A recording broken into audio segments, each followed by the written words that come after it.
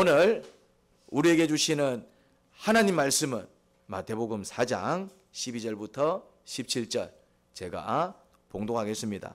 예수께서 요한이 잡혔다고 하는 말을 들으시고 갈릴리로 돌아가셨다. 그리고 그는 나사렛을 떠나 스불론과 납달리 지역 바닷가에 있는 가버나움으로 가서 사셨다. 이것은 예언자 이사야를 시켜서 하신 말씀을 이루시려는 것이었다. 스불론과 납달리 땅 요단강 건너편 바다로 가는 길목 이방 사람들의 갈릴리 어둠에 앉아있는 백성이 큰 빛을 보았고 그늘진 죽음의 땅에 앉은 사람들에게 빛이었다. 그때부터 예수께서는 회개하여라 하늘나라가 가까이 왔다고 선포하기 시작하셨다. 아멘. 자, 이제 요한이 잡혔어요. 무엇을 의미합니까? 요한의 시대가 끝난 겁니다. 안타깝게도 요한이 왜 잡혔을까요? 뭐 잡혔으니까, 옥에 갇혔으니까 아유 요한이 또 나쁜 짓을 했나? 그게 아니에요. 요한이 왜 갇혔습니까? 옳은 소리 했다고. 옳은 소리 했다고. 그 말은 무슨 말입니까? 진리를 외쳤는데 가두었다는 얘기는 무엇을 의미합니까? 그 사회가, 그 나라가 어두워지고 악해졌다는 얘기겠죠. 무슨 말이 됩니까? 잘못을 저지른 사람을 이렇게 벌을 주고 행하는 것은 뭡니까? 그거는 공이지요. 무슨 말이 됩니까? 또 분별을 잘 하셔야 됩니다. 잘못한 사람을 이렇게 또 그 잘못을 가려서 그리고 이제 잘한 사람한테 상을 주고 못한 사람한테 벌을 주는 것은 공입니다. 그런데 요한은 뭐 정말 큰 범법을 행해서 이렇게 옥에 갇힌 게 아니라 뭐 때문에 그렇죠. 바른 말을 해서, 옳은 말을 해서. 뭘 외쳤다고요? 진리를 외쳤다 이 말이에요. 진리를. 백성들을 향해 진리를 외치고 나라를 향해 진리를 외치고 그래서 이제 요한도 뭘 외쳤습니까? 회개하라. 하늘나라가 가까이 왔다. 야, 너희 그러면 안 돼. 그러면 안 돼. 그러면서 회개를 가르치고 하나님 나라 들어갈 수 있도록 준비를 시켰다 이 말이에요. 그런데 왜 잡아 가뒀다고요? 그 진리가 듣기 싫어가지고. 안타까운 일이지요. 그래서 이제 안타깝게도 이제 누구의 시대가 끝나고 요한의 시대가 끝나고. 그렇지만은 그 요한의 사역을 누가 이제 이어나갑니까? 예수님. 그런데 이제 예수님이 요한이 잡혔다는 말을 듣고 어디로 갑니까? 갈릴리로 갑니다.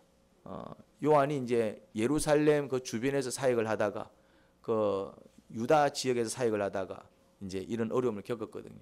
그러니까 이제 유다 지역은 안타깝게도 어떤 지역이 되었다는 얘기입니까? 더 이상 진리를 듣기를 거부하는 싫어하는 이제 나라가 되었다는 얘기죠. 그러니까 예수님이 그곳에서 사역을 한들 의미가 있겠어요? 뭐가 없는데? 들을 귀가 없는데. 그래서 갈릴리로 가셨습니다. 그래서 왜? 그나마 갈릴리에는 이제 이렇게 나라가 어두워지니까 정말 진리를 사랑하고 하나님 나라를 구하는 자들은 이 예루살렘을 다 떠났어요. 요한의 제자들이 다 어디로 갔다고요? 갈릴리로 갔다 이 말이죠. 그래서 이제 갈릴리로 가서 뭐 했습니까? 요한의 제자들이 물고기를 잡고 있었다 이 말이에요. 시대를 탄식하면서. 그래서 예수님은 들을 귀가 없는 예루살렘은 일단 보류하고 뭐가 없으니까? 들을 귀가 없으니까. 들을 귀가 없으면은 어쩔 수 없습니다. 저도 사역을 해보니까 들을 귀가 없으면은 그냥 한 걸음 물러날 수밖에 없어요. 들을 귀가 없는데 안타까워서 계속 얘기하잖아요. 어떤 일이 벌어질까요? 교회를 떠납니다. 들을 귀가 없는데 안타까워서 자꾸 이제 옳은 말 해주면은 어떤 결과가 초래할까요? 저를 싫어합니다. 들을 귀가 없는데 저건 아닌데 싶어서 얘기해 주잖아요. 어떤 일이 벌어집니까? 그거를 이제 영적으로 돼지라 그럽니다. 이건 욕하는 게 아니고 예수님이 비유로 돼지한테는 진주를 던지지 마라 그랬어요. 돼지한테 진주를 던지면 어떤 일이 벌어집니까? 이야 귀한 진주를 주네 이러면서 킁킁거리면서 고마워할까요? 아니면은 자기를 공격하는 줄 알고 달려들까요? 자기를 공격하는 줄 달려듭니다. 그래서 이렇게 진리를 얘기하는데 안타까워서 말씀을 얘기하는데 들을 귀가 없는 사람을 영적으로 돼지라 그럽니다. 욕하는 게 아니고요. 예수님이 그렇게 비유하죠. 돼지한테는 진주를 던지는 게 아니야. 그 사람한테 그렇게 얘기하면 안 됩니다. 들을 귀가 없다고 해서 니는 완전 돼지 새끼네 이래 보면 안 됩니다. 그러면 뭐 싸우자는 얘기지. 속으로 그냥 저 사람은 아직 좀 들을 준비가 안 돼 있구나. 그리고 어떻게 해야 됩니까? 그냥 한 걸음 물러나야 됩니다. 한 걸음 물러나야 됩니다. 기다려야 돼요. 언제까지 기다려야 됩니까? 들을 귀가 있을 때까지. 들을 귀가 생길까요? 안 생길까요? 생깁니다. 언제 생깁니까? 그때가 언제요? 언제 생길까요? 뭐라고요? 그렇죠. 암에 걸리면. 이제 뭐 파산 나면은 이제 고난이 찾아오면은 그러면은 이제 뭐가 싹 열리기 시작한다고요? 귀가 열리기 시작해요. 참 신기하죠, 이제. 이게 주님의 일하시는 방식입니다. 주님이 아케스가 아니라 그럴 때 귀가 열리더라 이 말이죠. 이제 이상하게 건강할 때는 안 듣던 사람들이 아파서 누워 있을 때는 좀 귀를 열더라 이 말이죠. 잘 나갈 때는 막 그냥 지 잘 나가서 사는데 힘들어지니까 경제적으로 어려워지니까 파산 위기를 맞으니까 이래 고개를 숙이면서 듣더라 이 말이죠. 그래서 주님께서 때로는 우리에게 뭘 주십니까? 고난을 주실 때는 왜 주실까요? 그렇죠. 들으라고. 그렇죠. 들으라고. 그런데 이제 아직 이제 좀 들을 기가 없고 이야기 한들 오히려 이제 문제만 생기겠다 싶을 때는 물러납니다. 그래서 예수님이 어디로 갑니까? 갈릴리.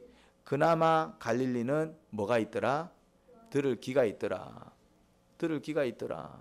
그게 나오잖아요. 같이 읽은 본문에서는 안 나오지만은 우리가 묵상한 본문들이 뒤에까지 넘어가잖아요. 예수님이 이러잖아요. 그 베드로한테 나를 따라와라 이런 거 어떻게 합니까? 다 버려두고 따라가잖아요. 이해가 됩니까? 나를 따라와라 이러니까 배도 내버려 두고 그물도 내버려 두고 심지어 아버지도 내버려 두고 따라가잖아요. 그러면 왜 그렇게 할까요? 배와 그물은 무엇을 의미합니까? 그렇죠. 생업이죠. 이 낚시가 아니잖아요. 취미생활이 아니잖아요. 취미생활이면은 잠시 내던질 수 있지. 그거는. 근데 이 사람들한테 배와 그물은 뭡니까? 먹고 사는 문제예요. 먹고 사는 문제. 개념이 다르다 이 말이죠. 근데 그걸 어떻게 하고 내버려 두고 심지어 뭐도 아버지도 그렇다고 해서 이제 평소에 아버지하고 사이가 안 좋아서 떠난 게 아니더라 이 말이죠. 같이 동업을 하고 일할 정도면은 이렇게 끈끈한 어떤 가정이잖아요. 그런 아버지를 버려두고 갔다는 얘기는 어떤 의미겠어요? 그냥 나 이제 더 이상 배 타기 싫어 이런 의미겠어요. 그 생존이 걸려 있는데 나는 이제 아빠 꼴 보기 싫어요. 그래서 나는 그냥 내 인생 내가 살래요. 그러고 떠난 거겠어요. 아니다 이 말이죠. 그럼 벌써 떠났겠죠. 같이 왜 일을 하겠어요? 그런 아버지고 그런 배고 그런 그물인데도 버려두고 갔다는 얘기는 무엇을 의미할까요? 뭐라고요? 그물보다 배보다 내 생업보다 예수님이 더 가치 있는 분이라는 사실을 깨달았기 때문에 그렇습니다. 뭘 깨달았다고요? 더 가치 있는 분. 이게 싫어서 버린 게 아니라 배가 싫어서 버린 게 아니라 내가 돈 벌기 싫어서 내가 생업을 포기한 게 아니라 내가 돈이 싫어서 직장을 포기한 게 아니라 직장도 중요하고 이게 정말 생업이고 이 가족들이 먹고 살아야 될 문제고 내 부모 꼴 보기 싫어서 내 됐어요. 내 이제 아버지 이제 안 볼랍니다. 이래 나간 게 아니고 사랑하는 아버지인데도 불구하고 그들을 내버려 뒀다는 얘기는 그들이 싫어서가 아니라 어떤 의미입니까? 그들도 정말 중요한 것이고 그들도 정말 사랑하는 것이지만은 그들보다 예수님이 더 귀하고 가치가 있다는 사실을 발견했기 때문입니다. 보세요. 우리가 언제 금을 포기할 수 있습니까? 그렇죠. 금보다 더 비싼 다이아몬드를 얻을 수 있으면 다이아몬드와 금 바꾸자 하면 안 바꿉니까? 바꾸죠. 근데 만약에 금하고 은하고 바꾸자 하면 안 바꾸지. 이런 이해가 되죠. 그 사람들이 그물과 배를 버리고 갔다 해가지고 야 이거 무모한가 이거 아니다 이 말이죠. 뭘 발견했습니까? 예수님이 내 인생을 이 배와 그물이 책임져 주는 것보다 예수님이 내 인생 책임져 주는 게 더 가치가 있고 더 의미가 있고 더 나를 더 잘 책임져 줄 거라는 그 확신이 있어서 간 거지. 이 사람들이 무모하게 막 그냥 광신자라서 부모 버리고 이게 아니에요. 내가 부모를 데리고 사는 것보다 내가 주님을 선택해서 주님을 따라갈 때 주님이 나를 책임져 주시고 우리 아버지를 책임져 주실 때에 훨씬 더 가치 있고 의미 있는 삶을 산다라는 것을 발견했기 때문에 잠시 아버지를 두고 간 거지. 뭐 아버지 꼴 보기 싫어서 간 게 아니다 이 말. 이 개념을 잘 이해하셔야 돼요. 이게 광신자 개념이 아니에요. 여러분 막 예수님 따라갈 때는 재산 다 팔고 막 가정도 포기하고 이렇게 따라가. 이거 아니다 이 말. 이게 잘못된 가르침입니다. 성경에서 가족을 돌보지 않는 사람들은 뭐라고 얘기합니까? 불신자보다 더 악하다라고 얘기하고 있습니다. 하나님은 하나님을 위해서 가족 버리라 이렇게 말씀하시지 않습니다. 그런데 어떤 특수한 상황 속에서는 그렇게 해야 될 때가 있어요. 때로는 아버지를 사랑하지만 잠시 아버지를 버려두고 예수님을 따라가야 될 때가 있습니다. 때로는 내가 이렇게 정말 먹고 사는 거 중요하지만은 그 잠시 내려놓고 주님을 따라가야 될 때가 있어요. 그게 언제입니까? 그 주님이 내 인생을 더 잘 책임져 줄 수 있는 상황이에요. 그런 상황들이 있다 이 말이죠. 돈도 중요하지만은 지금은 주님을 선택해야 내가 나도 살고 남도 살리고 그리고 주님도 기뻐하시고 오히려 더 내가 축복을 받겠구나. 그런 상황들이 있다 이 말이죠. 그럴 때는 뭐 할 수 있어야 됩니까? 그럴 때는 샷다문 내리고 예배 드릴 수 있어야 됩니다. 그럴 때는 정말 좀 큰 어떤 수입이 걸려 있더라도 그 잠시 포기하고 뭐 할 수 있어야 됩니까? 하나님을 위해서 그 일을 감당할 수 있어야 됩니다. 때로는 부모도 중요하고 가족도 중요하지만은 또 정말 하나님의 어떤 영광과 그 축복을 받기 위해서 뭐 할 수 있어야 됩니까? 잠시 아내와 아이들한테 양해를 구하고 미안해. 아빠가 잠시 또 하나님을 위해서 좀 일을 해야 돼. 그동안 좀 힘들어도 조금 이렇게 참고 살아. 할 수 있어야 된다 이 말이에요. 무슨 말인지 됩니까? 주님이 배보다 더 가치가 있고 주님이 그물보다 더 가치가 있고 주님이 아버지보다 더 가치가 있을 때는 주님을 선택하는 게 맞다 이 말이죠. 내가 금을 포기해서 다이아몬드를 얻을 수 있을 때는 금을 포기하고 다이아몬드를 얻는 게 맞다 이 말입니다. 금을 팔아야 된다 이 말이죠. 이 금을 팔아서 다이아몬드를 얻을 수 있겠다. 그러면은 그때는 그 금을 팔아서 다이아몬드를 사야 되는 거예요. 사람들이 이제 야, 그 귀한 금을 왜 파냐 하더라도 내 속으로는 뭐가 있습니까? 이 금도 귀하지만은 이 금보다 더 가치 있는 다이아몬드를 얻을 수 있는 기회이기 때문에 잠시 나는 이 금을 포기하고 나는 다이아몬드를 얻겠습니다. 이게 지혜다 이 말이죠. 그러니까 예루살렘에서는 예수님의 가치를 알아보고 그 진리에 귀를 기울이고 그래서 예수님을 위하여 다른 것을 포기할 수 있는 사람들이 있었다 없었다? 예루살렘 없었다 이 말이에요. 그래서 갈릴리로 간 거예요. 그거는 요한을 잡아서 가두었다니까네. 그러면 요한을 잡아서 가둔 예루살렘에서 예수님이 동일하게 진리를 외치면 어떤 일이 벌어지겠습니까? 예수님도 잡아 가두겠지. 의미가 없지 그러니까네. 의미가 없지. 예루살렘이 미워서가 아니라 의미가 없는 거야. 예루살렘은 나중에 들을 기가 있으면. 그래서 갈릴리로 올라가서 들을 기 있는 자들한테 뭐라고 얘기합니까? 나를 따라오느라 한마디 했는데.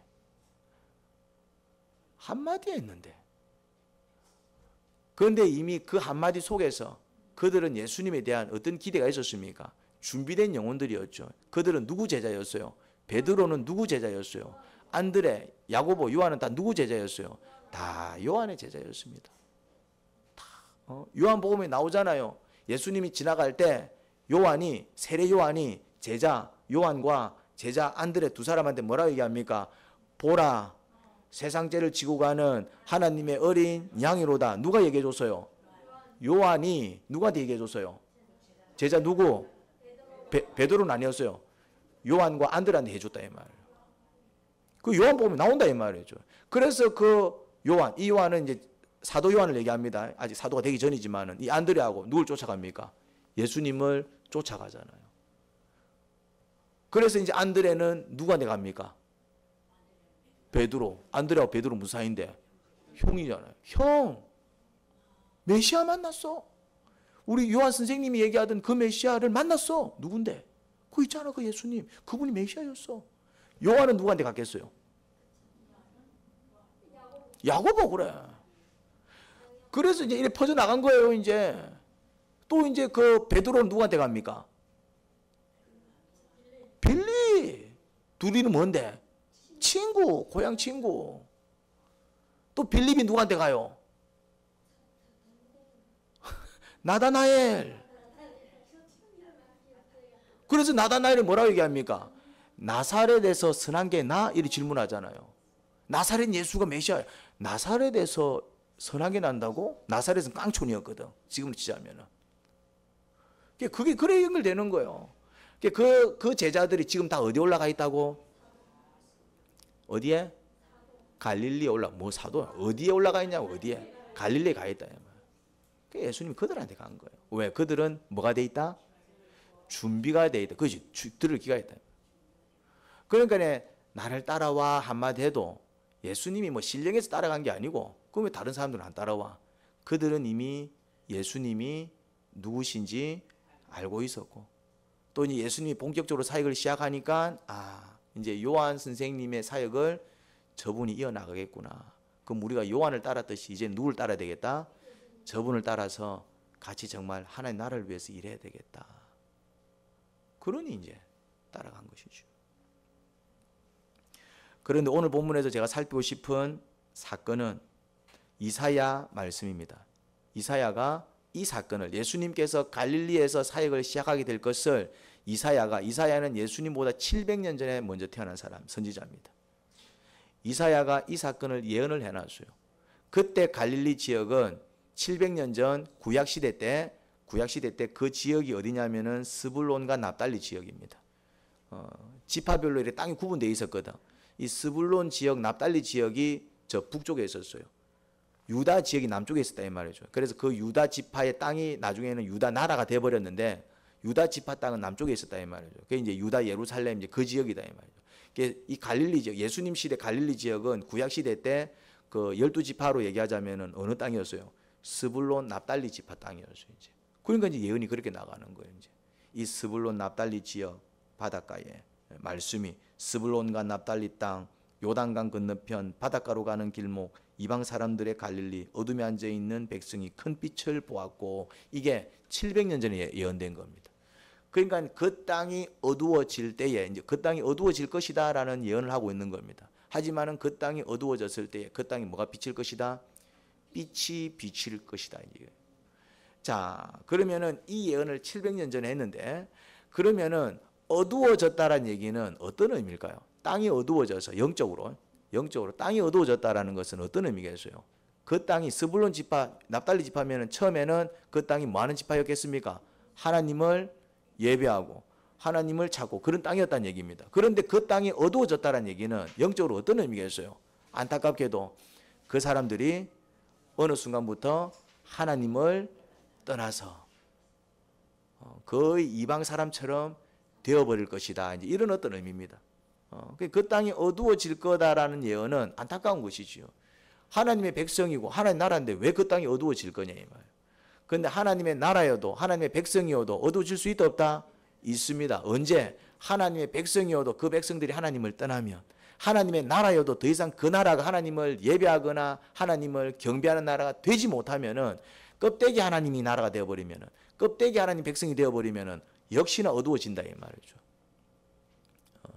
그런데 주님은 이미 그 사건을 알고 있었다 모르고 있었다? 700년 전에 예언을 했다는 얘기는 이 땅이 그렇게 되겠구나 알고 있었어요. 그러면은 주님은 이 땅이 당신을 배신하고 이제 어둠으로 다시 돌아갈 것을 알았을 때 기분이 나쁘셨을까요? 가슴이 아프셨을까요? 기분이 나쁜 게 아니라 가슴이 아프셨어요. 어떻게 알 수 있냐면은 우리 같으면은 저것이 날 배신한다고? 저것이 이제 뭐 앞으로 이제 뭐 나랑 상관 안 하겠다고? 그럼 나도 이제 니 이제 그만 보지 뭐. 내 니한테 해줄 만큼 해주는데 뭐 니 그래 나오면 나도 끝이지 뭐. 이게 우리 마음이잖아요. 기분 나쁘다 이 말 쉽게 말해서. 그런데 주님은 그걸 알았어요, 몰랐어요? 알았어요. 이 땅이 어두워질 거다. 나를 떠날 거라는 사실 알았어요. 그런데 그러면은 기분 나빴으면은 이게 상종 못할 놈들이네 하고 끊어버려야 되는데, 야들이 어두워질 거네 그러면서 뭘 준비합니까? 빛을 준비합니다. 그럼 그거는 뭘 얘기합니까? 얘네들이 나를 떠나서 이제 어두워질 거다. 기분 나빠. 이게 아니라 이들이 나를 떠나서 어두워질 텐데, 어두워지면 또 이제 고난이 시작되고 아픔이 시작될 거 아니에요. 그러니까 주님은 그들이 하나님을 떠나서 고난 가운데 들어가는 것을 기분 나쁘게 생각했습니까? 아니면 꽃이다라고 생각했습니까? 아니면 안타까워하셨습니까? 그게 나오는 거예요. 우리 같으면은 요놈 날 배신할 놈이네. 요놈 내가 잘해줘도 나중에 내 등에 칼 꽂을 놈이네. 그럼 어떻게 합니까? 내가 그놈 먼저 내가 제끼삐지. 그런데 주님은 알고도 내 등에 칼 꽂을 것도 알고 나를 배신할 것도 알고 어두워져서 힘들어질 것도 알지만 그래서 뭘 준비합니까? 빛을 준비합니다. 이게 부모의 심정이죠. 부모는 자식이 부모를 사랑하지 않는다라는 것을 알아요, 몰라요? 압니다. 엄마, 내 이번에 또 뭐 할 건데 장사하게 아파트 팔자. 자식들은 부모 등골 빼먹잖아요. 그러면 부모는 압니까, 모릅니까? 이래 퍼주면은 내가 힘들어질 수 있을 거라는 사실 압니까, 모릅니까? 근데 해줘요, 안 해줘요? 부모는 어리석지요. 왜 어리석을까요? 사랑하니까. 사랑하면 어리석어지는 거예요. 왜 하나님이 어리석은 짓을 합니까? 하나님이 바보라서 당하고 사는 게 아니에요. 부모가 바보라서 자식들한테 당하고 사는 게 아니에요. 그러니 하나님은 누구한테 상급을 줍니까? 당하고 사는 사람한테 상급 줍니다. 당하고 산다는 얘기는 그 사람은 사랑하는 사람이에요. 그 다음에 실속 챙기며 사는 사람은 큰 벌 받습니다. 실속 챙기며 산다는 얘기는 무슨 말입니까? 이기적이라는 얘기입니다. 여러분 손해 안 보는 게 좋을 것 같지요. 당장에는 좋아 보이지만은 나중 가서 비참해집니다. 이기적인 사람은 결국에는 잘 사는 것 같은데 나중에 비참해집니다. 그 유명한 동화가 있잖아요. 이기적으로 살다가 그래서 지는 성공했지만 나중에 비참해진 사람이 있잖아요. 그 우리 크리스마스 때마다 그 듣는 동화 있잖아요. 스크루지. 스크루지는 철저히 이기적인 사람이었어요. 성공했습니까? 실패했습니까? 성공했지. 얼마나 부자였는데. 그런데 비참했어요? 안 비참했어요? 성공했는데 비참해진다니까. 그런 일이 벌어져요. 그런 일이 벌어져요. 그래서 이제 그 동화가 무슨 내용입니까? 스크루지가 이제 뭔가 꿈인가 어떤 환상 속에 들어가면서 뭔가 이렇게 뭘 이렇게 이제 경험하면서 이제 이렇게 이제 조금 이렇게 자기도 이제 크리스마스 때 뭔가 이렇게 베풀기 시작. 그러니까 여러분도 뭐 베풀며 사세요. 뭐 이런 어떤 교훈을 주는 어떤 동화인데, 근데 그게 영적으로도 의미가 있습니다. 이기적인 사람은 성공합니다. 진짜라니까. 이기적인 사람은 성공할 수밖에 없어요. 딱 손해보는 짓 안 하거든. 손해보는 짓 안 하니까 성공하는 거야. 실패하는 사람들은 왜 실패할까요? 실패할 짓을 해. 바보 같은 짓을 해. 투자하면 안 되는데 투자하고, 돈 빌려주면 안 되는데 돈 빌려주고, 보증 쓰면 안 되는데 보증 쓰고. 실패하는 사람들은 실패할 짓을 한다니까네. 바보 같은 짓을 한다니까네. 그런데 성공하는 사람들은요, 절대로 손해보는 짓 안 합니다. 그러니까 성공하지. 그런데 영적으로 볼 때 그렇게 살면은 나중에 비참해집니다. 아무튼 그 땅이 하나님을 떠나, 그래서 이제 하나님은 바보처럼 살지만은 바보가 아니에요. 많은 이들한테 예배를 듣고 많은 이들한테 존경을 당하고 또 예수님은 그렇게 영광을 받으며 살아갑니다. 그런 사람들이 되셔야 돼요. 할렐루야. 아무튼 그래서 주님께서 뭘 준비하셨다? 빛을 준비했다.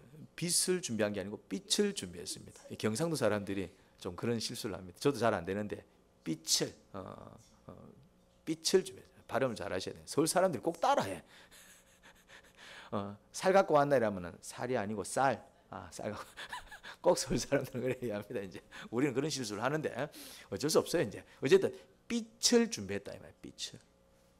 그러니까 예수님이 오셔서 빛을 비춘 게 우연한 일입니까? 이미 하나님은 수백 년 전부터 그렇게 될 줄 알고, 그렇게 되면 내가 또 이 백성들 구원해야지 하면서 또 그렇게 준비되어 오신 것입니까? 그러니까 여러분, 하나님을 오해하지 마세요. 우리가 어려움을 겪을 때 하나님이 심술궂으셔서 우리를 그 어려움에 넣으신 게 아니에요. 그 어려움 가운데는 누가 들어간 겁니까? 그 어려움 가운데 누가 들어간 거요? 주님이 밀어넣은 거요? 내가 들어간 거요? 내가 들어간 거지. 왜 주님을 욕하냐 이 말이에요. 하지만은 그 주님은 내가 이렇게 될 줄 알았다 몰랐다? 그래서 이미 뭘 준비하셨어요? 빛을. 주님은 내가 암 걸릴 줄 알았다 몰랐다? 알았어요. 알고 계셨어요. 저래 살면 암 걸릴 텐데 알고 계셨다. 주님은 내가 이런 시련 저런 시련 당할 걸 알고 계셨을까요? 몰랐을까요? 알고 계셨어요.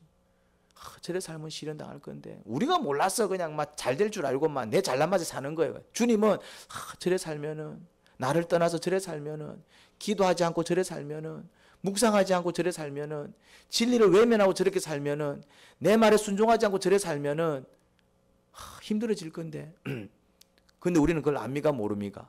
그냥 내 잘난 맛에 사는 것이죠. 그냥 막 내 건강 믿고 막 내 재산 믿고 막 내 잘난 맛에 막 살아가는 거예요. 그러다가 이제 팍 꺾이는 것이죠. 그러면은 이미 주님은 그걸 알고 계셔서 뭘 준비하고 계셨다고요? 빛을. 그럴 때 내가 빛을 비춰줘야지. 그때 내가 빛을 비춰줘야지. 여러분, 그래서 우리는 주님의 사랑 때문에 그 빛을 간구할 수 있는 기회가 생긴 거예요. 원래는 사실은 우리는 그 시련을 통해서 망해야 될 자들이에요. 우리는 원래 그냥 지옥 가서 벌 받아야 될 자들이라니까. 그런데 하나님께서 이미 오래전부터 수백 년 전부터 수천 년 전부터 뭘 준비하고 계셨다? 빛을. 그래서 우리는 주님께서 그 빛을 비추어 주실 때에 어떤 마음으로 그 빛을 영접해야 될까요? 회개하는 마음으로. 그래서 예수님께서 외쳤다 이 말은 뭐라고? 회개하라. 하늘나라가 가까이 왔다. 원망하는 사람들은 그 빛의 축복을 누리지 못하는 거예요. 그래서 나는 감사하는 입술이 돼야 되고 사죄하는 입술이 돼야 돼요. 우리는 두 가지를 잘해야 됩니다. 감사합니다. 자, 한번 따라해 보시기 바랍니다. 감사합니다. 자, 따라해 보시기 바랍니다. 죄송합니다. 이 말을 잘해야 돼. 이게 생명 언어예요. 이게 생명. 그런데 우리는 반대말을 합니다. 이제 감사보다는 불평을 먼저 해버리고 또 이렇게 사죄보다는 원망을 이제 해버리죠. 이제 여러분, 빛 가운데 들어가려면은 감사할 줄 알아야 되고 사죄할 줄 알아야 됩니다. 그러면 빛 가운데 들어가요. 자, 빛이 빛입니다. 근데 그 빛 가운데로 들어가야 내가 그 빛의 조명을 받고 밝아질 거 아니에요. 빛이 비추지만은 내가 그 빛을 돌아서 버리면은 뭐가 집니까? 내 등을 타서 이게 앞에 뭐가 생깁니까? 그림자가 생긴다 이 말이에요. 빛이 비치는 방향으로 내가 이렇게 보며 나가야 그 앞이 환하지. 그 돌아서 있으면은 빛이 강력하게 비치면 비칠수록 뭐가 더 짙어집니까? 그림자가 짙어지는 거예요. 그러니까 빛이 비칠 때에 돌아서서 감사합니다, 죄송합니다, 감사합니다 이래 나가면은 어떤 일이 벌어집니까? 그 빛의 축복을 누리는데 빛의 축복이 뭡니까? 간단합니다. 병이 낫고 빛의 축복이 간단해요. 쓰러진 자가 회복되고 빛의 축복이 간단합니다. 실망이 희망으로 바뀌고 그게 빛이잖아요. 언제 받는다고요? 빛 가운데 들어갈 때 빛 가운데 들어가는 방법이 뭐라고요? 감사합니다. 죄송합니다. 이러면 빛 가운데 들어가는 거예요. 주님 저를 찾아와 주셔서 감사합니다. 저 같은 거 사랑해 주셔서 감사합니다. 저를 구원해 주셔서 감사합니다. 저에게 빛 비춰 주셔서 감사합니다. 그리고 들어가면은 산다 이 말이죠. 주님 죄송합니다. 주님 뜻대로 살지 못해서 죄송합니다. 제가 또 제 마음대로 살아서 죄송합니다. 제가 또 이렇게 악한 마음으로 살아서 죄송합니다. 하면은 뭐 한다고요? 빛 가운데 들어간대. 우리가 선을 행해서 빛 가운데 들어가는 게 아니에요. 선을 행해서 빛 가운데 들어갈 수 있는 사람은 아무도 없다. 그럴 수 있습니까? 우리가 100% 하나님 말씀에 순종해서 빛 가운데 들어갈 수 있는 사람은 아무도 없다. 우리가 그래서 사실은 빛이 필요한 존재가 되어버린 거예요. 그래서 이제 어둠 가운데 있는 거예요. 우리가 완벽하게 주의 말씀에 순종할 수 없는 자들이고 우리가 사실은 그렇게 살아갈 수 없는 자들이기 때문에 자꾸 문제가 생긴 거예요. 사실 문제의 원인은 누구한테 있다? 내한테 있는 거예요. 사실은 내가 몰라서 그렇지, 내가 놓쳐서 그렇지.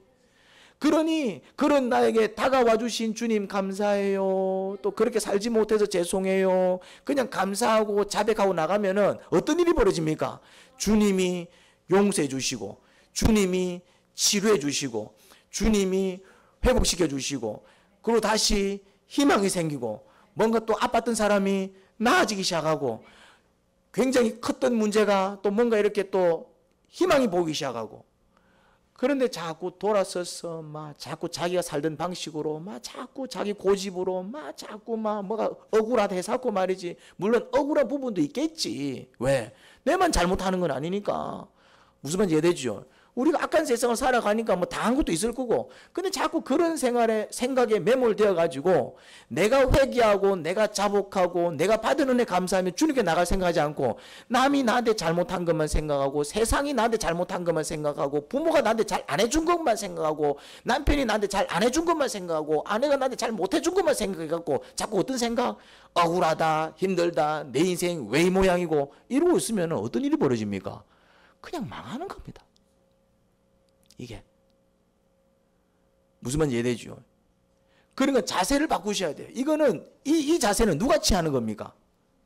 이거는 내가 취하는 거예요. 내가 이렇게 빛을 향할지 그림자를 향할지는 이거는 내가 해야 될 내가 취하는 선택이다 이 말. 이왕이면은 세상이 나한테 이렇게 했어, 부모가 나한테 이렇게 했어, 막 너가 나한테 이랬잖아. 이런 생각 속에서 살면은 그냥 망하는 겁니다. 이거는 누가 주는 생각입니까? 마귀가 야 부모가 니한테 그랬잖아. 그런 부모를 왜 공경해? 야 니 마누라가 니한테 그랬잖아. 그런 마누라 말라 사랑해. 니 남편이 니한테 해준 게 뭐가 있는데?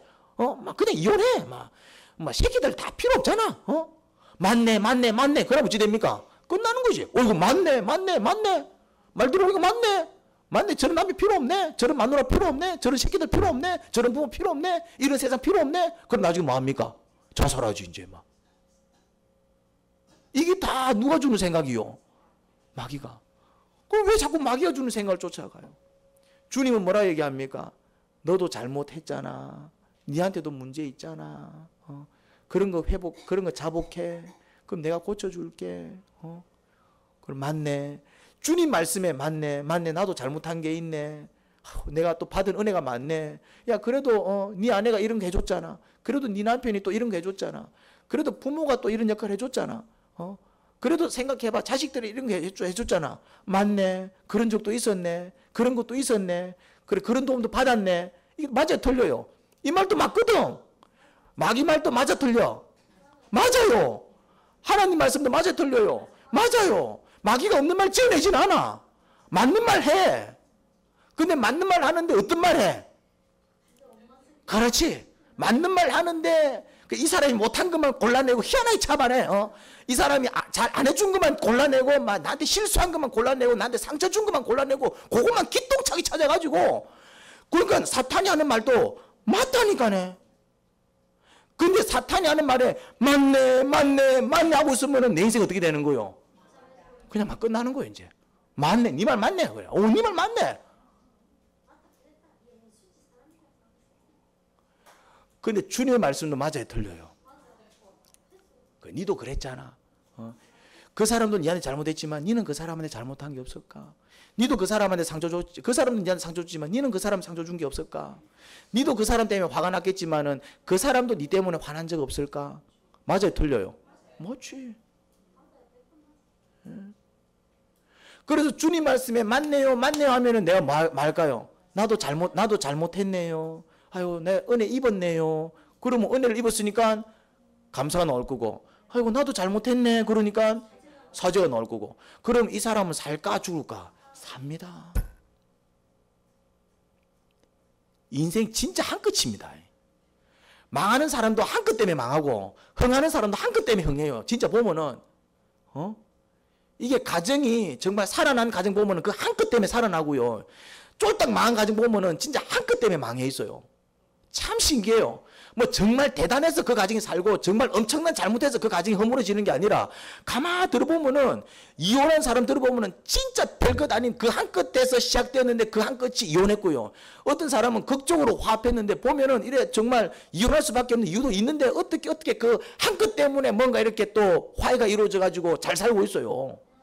잘 사는 사람들이 잘 살아서 잘 사는 게 아니라 뭔가 그 한 끝에서 누구 말을 들은 거예요. 그렇죠. 망한 사람은 그 한 끝에서 누구 말 들은 거예요? 그건 겁니다. 얘기를 가만 들어보면은 정말 대단해서 대단한 게 아니라 정말 결정적인 순간에 그 한 끝이 그 사람을 살렸더라 이 말이요. 근데 또 망한 사람 가만 들어보니까 망할 거 아닌데, 별거 아닌데, 가만 들어보니까 이거 이혼할 것도 아닌데, 이거 가만 보니까 그래까지 갈 문제도 아닌데, 법정까지 갈 문제도 아니고 가만 들어보니까 그냥 막 조금만 누구 한 사람만 그냥 딱 양보하면 끝날 문제인데, 그런 문제 가지고 나중에는 막 완전 막 사단이 나 있고 막 두 형제가 원수가 돼 있고 막 법정까지 가갖고 막 변호사들만 막 잘 살게 만들어주고 저거는 막 쫄딱 망해 있고, 그런 경우들이 많다 적다? 많습니다. 그러니까 자꾸 어둠 가운데 들어가는 거예요 우리가. 그러니까 안타까운 거, 주님은 뭘 보내셨다? 빛을 보내셔가지고, 예수님 보내셔가지고, 예수님이 진리를 외치고, 그리고 이제 그 예수님이 사도들을 세워서 사도들이 진리를 외치고, 이제 그 주님의 종들이 오늘날에는 목사님 또 성경을 통해서 또 뭐가 이제 선포가 되고 진리가 선포가 되는데, 그 말씀을 붙들고 아멘 알겠습니다.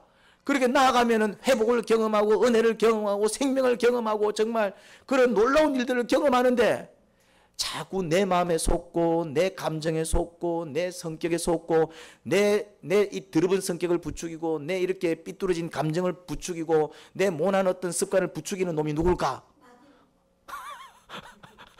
맺힌 게 있군요. 그 자꾸 당한다 이 말이요.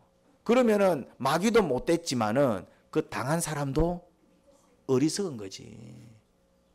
무슨 말 이해됩니까? 마귀도 못된 놈이지만은 그 마귀한테 당해가지고 그렇게 쩔쩔매고 있는 사람도 사실은 지혜로운 사람입니까? 그 사람도 어찌 보면은 바보입니까? 그러니까 마귀는 못된 놈이지만은 늘 그 마귀한테 당하고 사는 우리는 뭡니까? 바보다 이 말이에요. 왜 바보로 삽니까? 내가 조금만 지혜로우면은, 조금만 생각을 하면, 그래서 우리는 어쩔 수 없이 뭐 하는 삶을 살아야 된다? 묵상하는 삶을 살아야 됩니다. 기도하는 삶을 살아야 됩니다. 묵상해보면 딱 느낌이 와요. 아, 이건 아니구나. 기도해보면 딱 느낌이 와요. 아이고, 나한테도 문제가 있었네. 그래서 우리는 묵상 가운데로 들어가야 됩니다. 우리는 기도 가운데로 들어가야 됩니다. 그런데 11월 1일부터 21일까지 정말 우리에게 절호의 찬스가 왔어요. 뭐가 왔습니까? 다니엘 기도회가 왔어요. 저는 어제 처음 해봤습니다. 물론 유튜브로 이제 뭐 좋은 강의들 내가 한 번씩 들어봤지만은 그냥 이렇게 정식으로 딱 참여해가지고 같이 기도도 하고 그 순서를 따라서 같이 해봤는데 너무 좋더라고요. 뭐 설교가 좋다 이런 개념이 아니고 그냥 설교는 그냥 노멀해요. 그냥 막 두려워하지 마세요. 뭐 그냥. 그런데 이게 전국이 같이 기도하니까 성령의 역사가 엄청나더라고 이게. 아, 이게 성령님의 역사구나. 설교는 그냥 뭐 평범한 설교예요. 그리고 찬양팀 뭐 늘 그냥 평범한 찬양이에요. 그리고 뭐 이렇게 하는 모든 것들이 우리가 늘 하는 것들이에요. 그런데 왜 놀라운 역사가 일어날까? 그것도 영상을 통해서 듣는데 이게 전국에서 막 동시다발로 하니까 그게 뭐 합심이 무서운 거예요. 합심이 이게 합심이 무섭구나. 오륜교회가 별거 없습니다. 보니까 별거 없어. 근데 왜 대단합니까? 그 별거 없는 기도를 전국이 다 같이 하도록 만들어서 이게 대단한 거예요. 뭐 별거 없어. 뭐 다 찬양팀 다 아는 찬양팀들이고 뭐 다 설교 간증 나오시는 분들 이 아니어도 다 막 간증 많이 하시는 분들이에요. 그런데 왜 특별히 다니엘 기도에서는 이런 놀라운 역사가 일어나느냐 이 말. 이게 같이 하니까 주님이 그만큼 더 어떻게 더 크게 역사를 해버리잖아요. 10명이 기도할 때 그 역사하고 100명이 기도할 때 그 역사하고 1000명이 기도할 때 그 역사하고 10,000명이 할 때 그 기도 역사가 같겠냐 이 말이요. 그거더라 이 말이요. 아, 이게 이거는 안 하면 손해인 거야 이제. 이렇게 합심하는 게 쉽지 않잖아요. 100명 모으는 게 쉬워요? 10,000명 모으는 게 쉬워요? 100,000명 모으는 게 쉬워요? 100만 명 모으는 게 쉽습니까? 그런데 이게 영상이라는 매개체를 통해서 각 교회가 같은 시간대에 같은 말씀을 듣고 같은 제목으로 같이 기도를 해버리니까네. 야, 이게 놀랍다 이게. 여러분 놓치지 마시기 바랍니다. 그냥 와서 같이 하면 되는 거예요. 그냥 그 시간대에 그냥 예배당 와가지고 영상 틀어놓고 기도합시다 하면 그냥 같이 기도하고 그냥 찬양합시다 하면 그냥 찬양하고 그냥 설교하면 그냥 말씀 듣고 뭐 그냥 하면 되는 거예요 이제. 그런데 주님이 놀랍게 역사하십니다. 이유는 오륜교회가 대단해서가 아니라니까요. 어제 김은호 목사님이 설교도 명설교 아니잖아요. 명설교 아닙니다. 그냥 평범한 설교예요. 근데 왜 놀라운 역사가 일어납니까? 같이 하니까. 수만 명, 수백 명, 모르, 나 숫자도 헤아릴 수가 없어. 엄청나게 지금 많이 하더라고, 이제 막 엄청난, 이게 막 한순간에 같이 해버리니까네. 야, 이게 무섭구나. 그러면 들어오면 축복이야, 들어오면. 내가 그런 분위기를 만들어낼 수 없잖아요. 내 혼자서는. 우리 교회 혼자서는 만들어낼 수 없잖아요.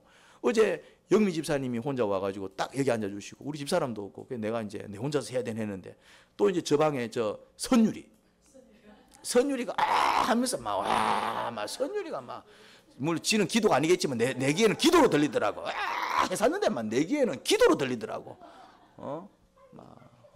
그래 이제 막.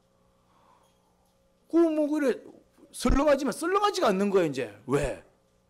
우리 교회는 썰렁하지 모르겠지만 이게 이제 이거는 그냥만 먹는 거구나. 이거는 그냥 하면 먹는 거구나. 은혜를. 할렐루야. 11월 1일부터 21일까지 매일 하면 제일 좋고, 근데 또 이제 상황이 있으니까 그게 어려우면 작정을 하세요. 내가 그럼 일주일에 2번 하겠다. 일주일에 3번 하겠다. 그러면은 3번 하는 만큼 은혜 받을 거 아니에요. 4번 하는 만큼 다 하면 뭐 완전 막 엄청난 역사가 일어날 거고. 근데 또 상황이 여의치 않으면은 난 그러면 일주일에 2번 한다. 집에서 하는 것도 괜찮고, 근데 집에서 하는 것보다 와서 하십시오. 올 수만 있으면은 도저히 이제 힘들면은 집에서라도 하고, 근데 조금 이제 올 수 있겠거든. 와서 하세요. 훨씬 다르더라고. 이게 분위기가 다릅니다. 분위기가. 그래서 우리는 빛 대신 예수님, 그래서 그 빛을 등지는 자들이 아니라 그 빛을 향하여 빛이 주는 축복을 온전히 누리는 지혜로운 자들이 되기를 주님의 이름으로 축원합니다. 하나님 아버지 은혜를 감사합니다. 빛 대신 예수님, 이미 우리가 어둠 가운데 들어갈 줄 알고 수백 년 수천 년부터 준비해 놓으신 빛, 그 예수님이 오셨고 이제는 그 빛이 비추어졌습니다. 그 빛을 향해 얼굴을 향하는 자들은 빛의 축복을 누릴 것이고, 여전히 자기 고집 꺾지 못해 그 빛을 등지고 있으면은 자기가 만든 그늘 속에서, 어둠 속에서 헤맬 수밖에 없을 것입니다. 주님, 저희는 마음을 열고 주님을 영접합니다. 주를 향하여 그 빛을 바라봅니다. 주께 감사를 고백하고 주께 죄악을 자복하고, 남이 나한테 잘못한 것을 원망하기보다는 나 또한 잘못한 것을 드러내어 고백하는 자, 내가 남한테 준 것만 생각지 아니하고 남이 나한테 준 것을 생각하며 그 은혜 감사하는 자, 그렇게 될 때 우리는 빛 가운데로 들어가고 그 은혜가 충만해져서 그 능력을 누릴 줄 믿습니다. 주여, 저희 모두를 일으켜 주옵소서. 암은 떠나갈지어다, 질병은 떠나갈지어다, 우리를 고달프게 만들고 애달프게 만드는 모든 삶의 애원들은 떠나갈지어다, 내 심령 가운데 역사하는 어둠의 영들은 떠나갈지어다, 내 영혼은 깨어날지어다. 예수님 이름으로 기도합니다. 아멘.